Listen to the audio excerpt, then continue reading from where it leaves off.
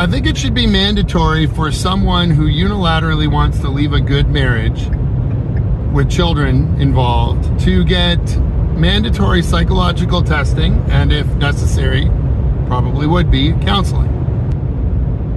It's a complex situation. Requiring psychological testing and counseling could help ensure that the decision is well considered, especially when children are involved. It could provide valuable insights and support for everyone affected by the decision, but it also brings up questions about personal freedom and autonomy. What's your take on it?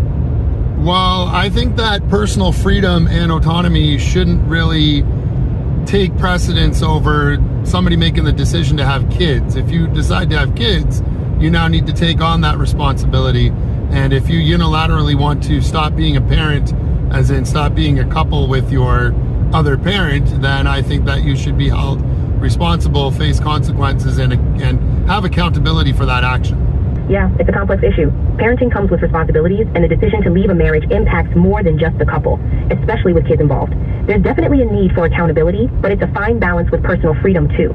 How would you handle this, if you don't mind me asking? But I think that it should be mandatory for the person who wants to leave to get psychological testing, or I guess it could be or counseling to see if they can fix the marriage. Because I think quite often in a good marriage, when that's the case, I think the person just needs some self-reflection and help directing them in how they can be happy.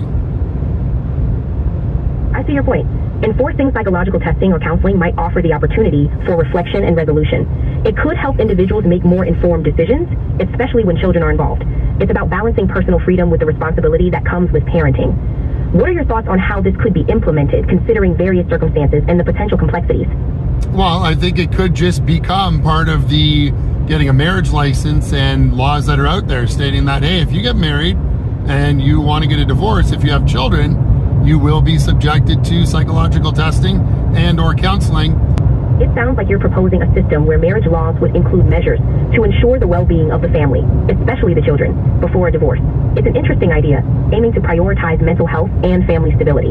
Implementing such a policy would need careful consideration of individual rights, though it could be quite complex to navigate. Yeah, but where are the individual rights of the children when their parents or one of their parents decides to get a separation or divorce? Children's rights are crucial in these situations. They have a right to a safe, stable environment and to have their emotional and physical needs met. Mandating counseling or psychological testing could help ensure that decisions are made with the children's best interests in mind. It's a complex issue, balancing parental autonomy with children's rights, but focusing on the well-being of the children is key.